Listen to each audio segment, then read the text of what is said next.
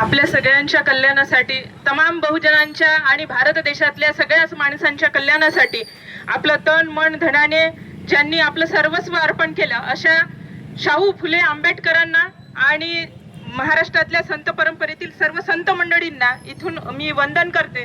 विश्वरत्न doctor Babasaheb Ambedkar यांच्या पुतळ्यासमोरून बोलतेय, फार जबाबदारीने विधान करते आहे, कारण मी लोकशाहीला मानणारी आहे, त्याच्यामुळे संवैधानिक पदाचा आब राखूनच मी बोललं पाहिजे, मला याची सुद्धा जाणीव आहे।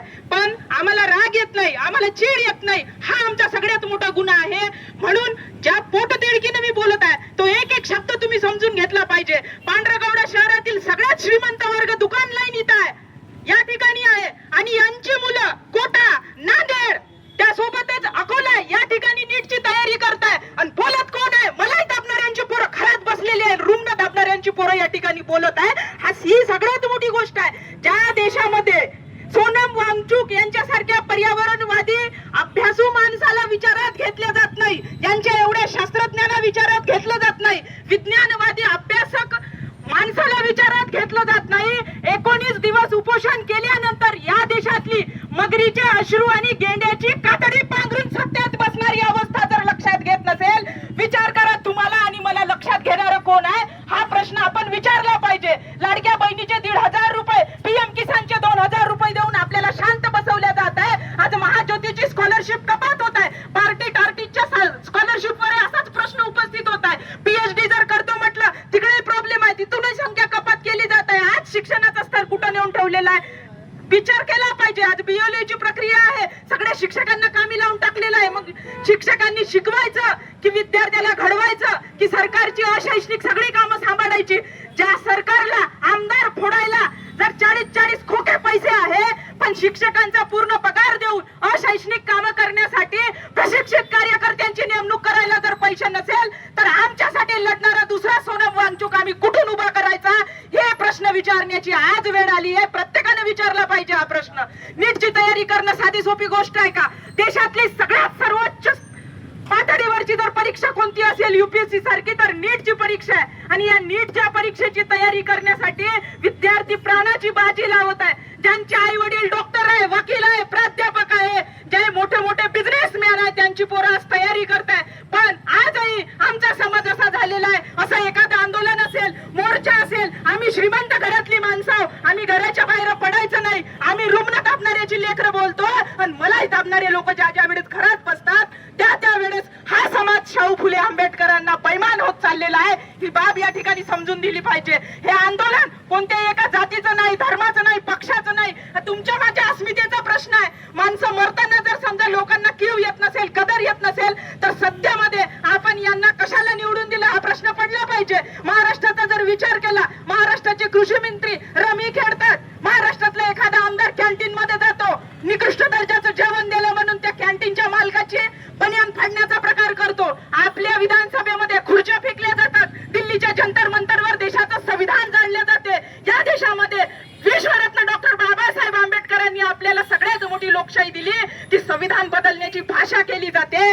त्या देशामध्ये आज सोनम वांगचुक यांच्यासारख्या ज्येष्ठ पर्यावरणवादी अभ्यासू विचारवंताला जर लक्षात घेतल्या जात नसेल, तर केवढं दुर्दैव आहे। त्यांची मागणी किती सरळ साधी सोपी आहे की आमच्यावर अन्याय होतोय, विद्यार्थ्यांवर अन्याय होतोय, तुम्ही राजीनामा द्या।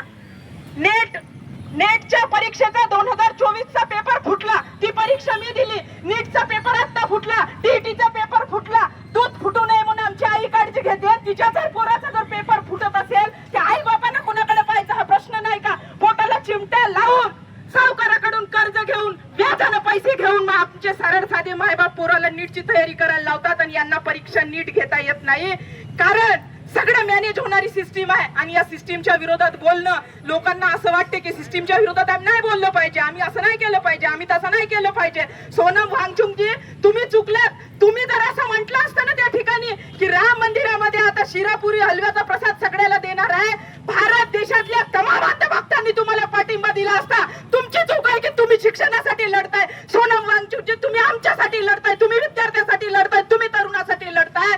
या देशामध्ये अंधभक्ती वाढवण्यासाठी जो जो पुढे येईल ना, त्याच्या गळ्यामध्ये हारा टाकल्या जातात। शिवाजी महाराजांचा अपमान होते, बाबासाहेबांचा अपमान होते, शाहूराजांचा अपमान होते, कोणीच बोलत नाही, कोणालाच काही वाटत नाही, कोणालाच काही वाटत नाही, आणि देशामध्ये आज आम्ही अपेक्षा घेऊन चालतोय की नीटचे पेपर फुटू नये, टीईटीचे पेपर फुटू नये. आम्हाला जर वाटत असेल की लोकप्रतिनिधींनी जर जबाबदारीने वागावं, सगळ्यात अगोदर सज्जन माणसं राजकारणात यावी असं वाटत असेल तर जनतेनं सज्जन झालं पाहिजे. हा त्याहून महत्वाचा प्रश्न आहे. सोनम वांगचुकजी, ज्या पोटतिडकीनं तुम्ही आंदोलन करत आहात, ज्या पोटतिडकीनं तुम्ही दिल्लीच्या जंतर मंतरवर आमच्यासाठी लढत आहात, आज कालची जर प्रेस कॉन्फरन्स जर पाहिली ना तुम्ही, कालच्या बातम्या जर पाहिल्या ना, डॉक्टरांचं स्टेटमेंट काय आहे माहित आहे का? खायला काहीच नाही म्हणून सोनम वांगचुकजी यांच्या शरीरातील मांसपेशी एकमेकांना खायला लागलेल्या आहे. अंतिम क्षणापर्यंत माणूस पोहोचलेला आहे. आम्ही घराच्या बाहेर पडलेलो नाही. भारत माझा देश आहे आणि सारे भारतीय माझे बांधव आहे असं जर म्हणत असू तर सोनम वांगचुकजी तुम्ही सुद्धा आमचे बांधव आहे. मग तुमच्यासाठी आमच्याकडे वेळ नाही. ही आमची परिस्थिती झालेली आहे. पेपर नीटचा असो, नेटचा असो, टीईटीचा असो, एमपीएससी साठी ऑफलाईन परीक्षा घेण्यासाठी विद्यार्थी रस्त्यावर उतरले. आज समरण उद्यावर ढकलला आणि हळूहळू आपण ही परिस्थिती बदलू आणि संगणकावरच परीक्षा घेऊ असं जाहीर करण्यात आलं. तुम्ही विद्यार्थ्यांना विचारातच घेत नाही. विद्यार्थी नको, शिक्षकांच्या मागे अशैक्षणिक काम आहे, वारेमाप फीज वाढलेली आहे. कोणत्या तरी एखाद्या माणसाला असं वाटते का या देशामध्ये शिक्षणाचं राष्ट्रीयकरण झालं पाहिजे, गोरगरिबांना आणि खाजगी शाळेत शिकणाऱ्या पोरांना सारखं शिक्षण मिळालं पाहिजे? आज आमचे प्रश्न बदललेले आहे. आम्हाला काय पाहिजे? आम्हाला पाहिजे फक्त पीएम किसानचे पैसे, लाडकी बहीण 1,500 रुपये. आम्हाला प्रश्न नको आहेत, आम्हाला प्रश्न विचारणारी मंडळी नको आहेत. या ठिकाणी मी फार बोलणं योग्य नाही, पण जी माणसं या ठिकाणी आली, खरं तर मी तुम्हाला धन्यवाद देते. यासाठी धन्यवाद देते, तुमचा आभार मानते की ज्याच्या काळजामध्ये संवेदनांचं पाणी शिल्लक आहे ती माणसं या ठिकाणी आली. ज्यांच्या संवेदना पूर्ण गोठून गेल्या त्यांना अशा ठिकाणी यावंसं वाटत नाही. त्यांचे जाण्याचे प्रश्न फार वेगळे वेगळे आहेत, त्यांच्या जागा वेगळ्या आहेत. यज्ञात तुपाचे डबे जाळणारे जर महाराज आले तर बाया तुटून पडतात, पण पोटाच्या आतड्याला चिमटा घेऊन शिकणाऱ्या विद्यार्थ्यासाठी ज्यांना वेळ असेल, विद्यार्थी हाच देशाचा भविष्य आहे, तरुण हाच देशाचा कणा आहे. आणि या देशात जर तरुणांसाठी जर कोणी बोलत नसेल आणि कोणाला काहीच वाटत नसेल, विशेष म्हणजे तरुणांना जर काही वाटत नसेल, तर तुकडोजी महाराज यांचे शब्द घेऊन मी म्हणते की तरुण असून रक्त न उसळे तुझं नौजवान म्हणू मी कसे. हा प्रश्न आहे आमच्या समोर. म्हणून मला असं वाटते की युवा टायगर फोर्स आणि पांढरकवडा शहरातील तमाम सामाजिक संघटनांचे पदाधिकारी, कार्यकर्ते, या गावातील सर्व सुज्ञ मंडळी, युवक वर्ग आणि या ठिकाणी उपस्थित सर्व माझ्या भगिनी ज्या उपस्थित झाल्या, ज्यांनी सोनम वांगचुकजी यांच्या आंदोलनाला यांच्या आमरण उपोषणाला समर्थन देण्यासाठी, मोठा पाठिंबा देण्यासाठी आपली उपस्थिती दर्शवली, मी तुमच्या सगळ्यांचे आभार मानते. याचं आयोजन करणाऱ्या आयोजकांचे सुद्धा आभार मानते. युवा टायगर फोर्सचे आभार मानते.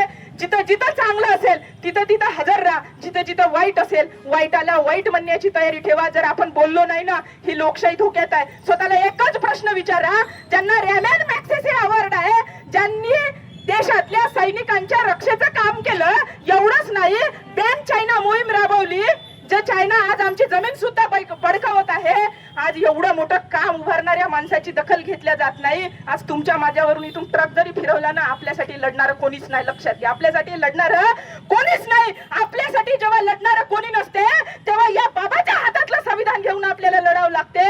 याच्या पलीकडे काहीच उरलेलं नाही. म्हणून आपण जागरूक झालं पाहिजे, आपण सतर्क झालं पाहिजे. आणि धर्मेंद्र प्रधान, भारत देशाचे शिक्षण मंत्री, यांनी राजीनामा दिलाच पाहिजे आणि दिलाच पाहिजे, एवढंच या ठिकाणी सांगते. आणि या देशाच्या व्यवस्थेला एका कवितेतले ओळीचे शब्द घेऊन एवढंच म्हणते की धर्मेंद्र प्रधानजी, या पांढरकवडा नगरीतल्या मातीवरून तुम्हाला आवाहन करत आहे की हे बंद करा उत्पात, थांबवा आपुला खात. हे बंद करा उत्पात, थांबवा आपुला खात. सामर्थ्याने जावं व्यर्थ काहीसे अर्थ येऊ द्या रे. हा देश माझा याचे भान जरासे राहू द्या रे. हा देश माझा याचे भान जरासे राहू द्या रे. जय ज्योती, जय क्रांती, जय शिव, जय फुले, जय आंबेडकर, जय संविधान. धन्यवाद. यानंतर एक घोषणा होईल. घोषणा झाल्याच्या नंतर आपल्याला निवेदन द्यायचं आहे. विश्वरत्न डॉक्टर बाबासाहेब आंबेडकर यांच्या विचारांचा, विश्वरत्न डॉक्टर बाबासाहेब आंबेडकर यांच्या विचारांचा धर्मेंद्र प्रधान यांचा राजीनामा, धर्मेंद्र प्रधान यांचा राजीनामा, धर्मेंद्र प्रधान यांचा राजीनामा, धर्मेंद्र प्रधान यांचा राजीनामा. उपस्थित झालेल्या सर्वांना मी विनंती करतो, निवेदन देण्याकरता सर्वांनी, सर्व विद्यार्थी मित्र आणि विद्यार्थी मैत्रिणी यांनी समोर यावं.